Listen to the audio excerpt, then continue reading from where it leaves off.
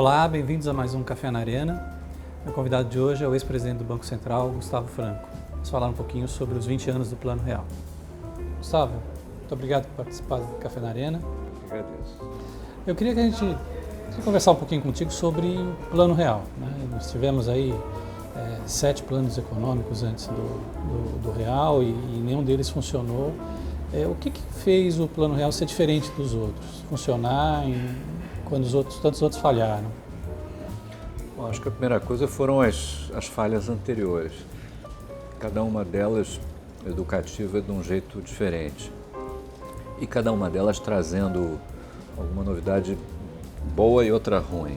E a ruim geralmente era a mesma, era não atacar, vamos dizer assim, o problema fundamental, a infecção, e todos erraram possivelmente em acreditar numa ilusão de que a inflação não tinha propriamente não tinha nada de muito errado com o Brasil, era só um assunto de coordenação, um truque, um congelamento, porque é só uma inércia, é só um acidente que um país tão abençoado tem alguma coisa de tão errado para ter uma inflação tão grande, não é isso? Então, essa fé meio tola de que não tinha nada de errado com a gente nos fez não tratar uma doença séria durante muito tempo, ela foi ficando pior. Claro que a gente foi melhorando a forma de tratar o assunto, mas sempre com esse viés de curandeiro. Existia também uma questão da indexação, né? A indexação também era um problema muito... O Brasil estava acostumado com inflação, né? Parecia que era um pouco de tolerância também, né? Pois é, eu acho que são até coisas diferentes. Uma coisa é a indexação como anestesia para o processo e que isola parte da sociedade do problema. Torna o Brasil mais desigual, mais dividido entre os protegidos e os de dentro e os de fora, a casa e a rua. Agora, outra coisa é a complacência com a inflação. E esses assuntos não se misturam. A ideia de que a indexação era a causa da inflação era um dos erros recorrentes dos outros planos. A inflação é mais a defesa do organismo contra a doença do que a doença em si. Não precisa confundir as duas coisas. Então não era acabar com a indexação acaba sozinha se não tem inflação. A indexação é a reação racional das pessoas diante da inflação, ela sempre vai haver, como os anticorpos sempre vão reagir à infecção. Né? Então a história é atacar a infecção e a anestesia reduzir a sensação de doença. Esse é o problema. Então, não é tão sério. A gente resolveu, inclusive, tinha uma época que era isso. Nós temos uma inflação sem lágrimas, que não tem sofrimento, porque a indexação neutraliza a inflação, o que é uma tolice completa, porque neutraliza para uma minoria, mas ela serve ao propósito de criar complacência com o problema. Agora, outros países, por exemplo, a Argentina foi num caminho totalmente diferente do Brasil, né? E acabou criando uma crise até maior, né? Quer dizer, havia inclusive uma discussão, né, sobre se o Brasil deveria dolarizar a economia, né? Como é que foi isso na época? Tinha uma discussão sobre dolarizar como parte do processo de estabilização, e nós tiramos proveito um pouquinho dessa sabedoria no mecanismo da URV, sem usar o nome dolarização. Então, vamos dizer que aproveitamos isso. Mas tem um lado muito ruim na dolarização, que é o país que, diante do seu cidadão, ele destruiu a moeda e abusou tanto da credibilidade do cidadão, que o cidadão rejeita a moeda emitida pelo seu próprio governo. Então, nesse aspecto, a dolarização era uma renúncia muito séria a um país que resolve que não tem bandeira, nem hino, porque sente vergonha dele e não acredita que os governos são capazes de manter uma moeda minimamente digna, preferem usar a moeda de outro país. E as consequências foram se avolumando, a situação ficou cada vez pior. É uma tragédia o que se passou lá. Agora, você tem uma geração hoje que não viu inflação, né? Eu acho que é até difícil entender um pouco a importância do Plano Real na época, né? foi preciso fazer um trabalho de casa, fazer uma mudança estrutural mesmo na economia brasileira, né? Como é que foi esse processo? O que mexeu que era aquilo que você falava, que alimentava a inflação, que tanto tempo impediu que a gente controlasse? Era um caos fiscal, na essência,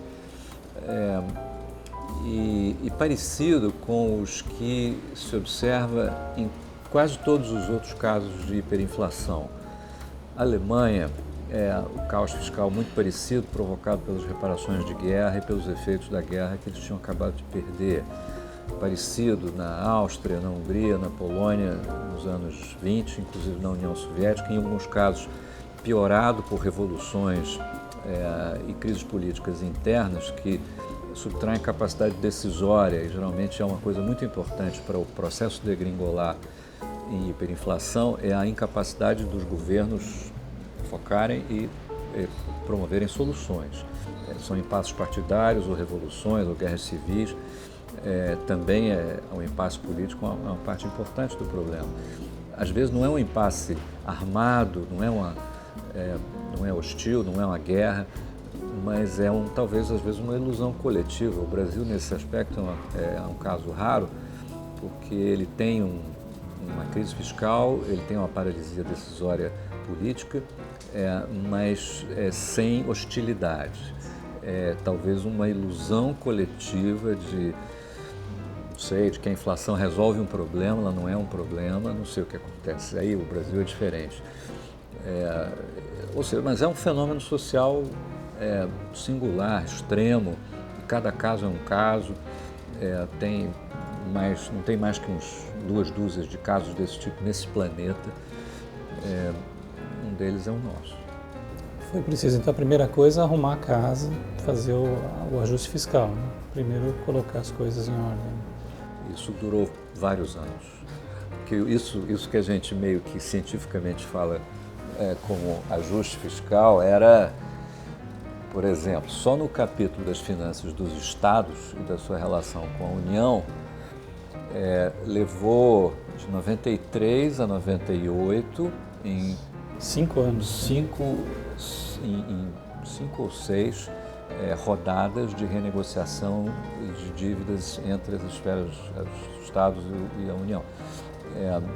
E em 93 a situação era assim: todos os estados estavam quebrados, ninguém paga ninguém. Os estados não se pagam entre si, não pagam a União e a União não paga o caos.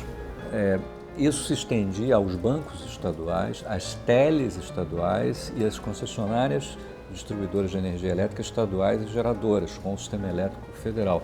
Tudo quebrado, ninguém paga ninguém.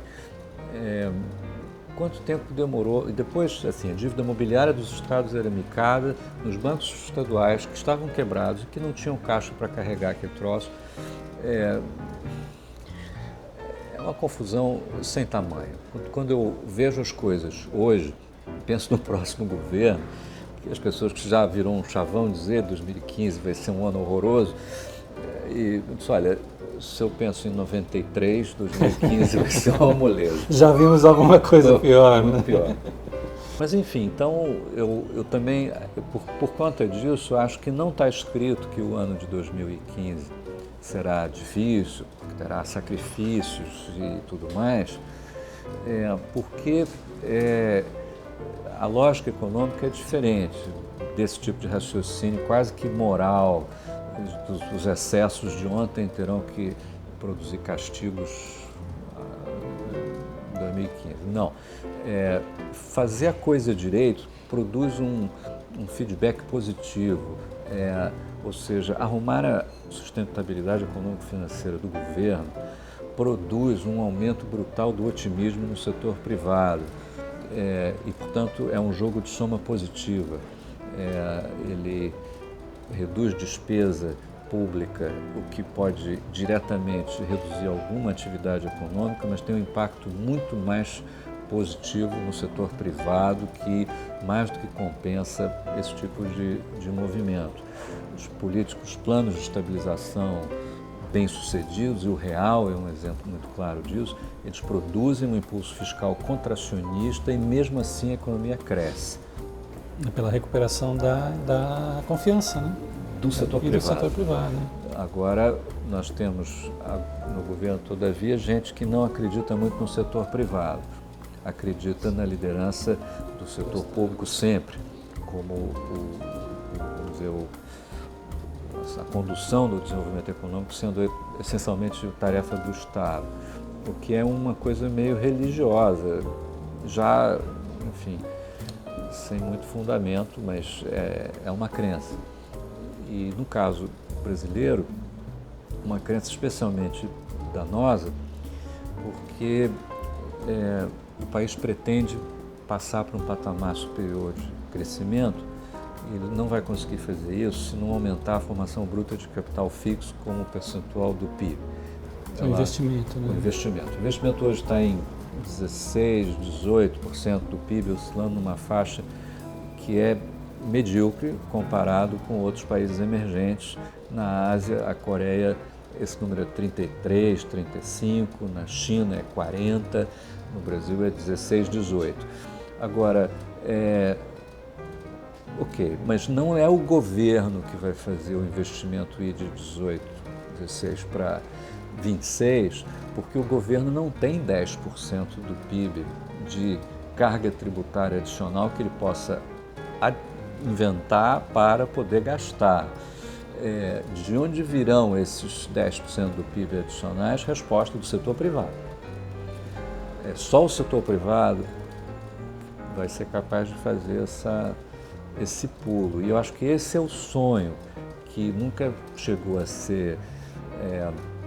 nós andamos em volta desse assunto, mas não chegamos a materializar. O setor privado, sim, pode aumentar o seu grau de alavancagem, sua vontade de investir por unidade de faturamento, portanto, aumenta o seu capex com proporção do PIB, bastando se sentir mais confiante e que o custo de capital, a taxa de juros e o custo de capital em geral fique em um dígito, fique baixinho, não só no BNDES, mas para todo o mundo, né? Esse movimento de encolhimento do governo e abertura do mercado de capitais para o setor privado é o que vai produzir essa expansão, esse florescimento do setor privado no Brasil, que há anos é uma criatura oprimida por um governo muito grande e que sempre está procurando ou se associar ao governo ou as frestinhas por onde é capaz de desenvolver o seu negócio sem ser esmagado pelo governo de alguma maneira. Esse sonho está em aberto. Eu acho que ele está ali como uma possibilidade que o próximo presidente, se não for o próximo, o outro, permanentemente será essa vamos dizer, a conquista que vai colocar o Brasil num patamar diferente de crescimento. Mas ela é muito difícil em vista das ideias herdadas sobre desenvolvimento econômico. Colocam sempre o governo no centro do processo. E é como se o governo tivesse esgotado a sua capacidade de conduzir o processo. Assim, o foguete que nos levou, nos tirou da atmosfera, não é o mesmo foguete que nos leva à Lua ou a Marte. É outro, com outro tipo de lógica de funcionamento que agrega ao que o governo já criou e já fez, já deixou. Nós não fizemos essa transição direito. Os solavancos da transição, em boa medida, explicam a inflação. Mas está aí, a possibilidade continua aberta. Muito bom, Gustavo. Muito obrigado pela entrevista. Eu conversei com o Gustavo Franco, ex-presidente do Banco Central. Nós falamos um pouquinho a respeito dos 20 anos do Plano Real.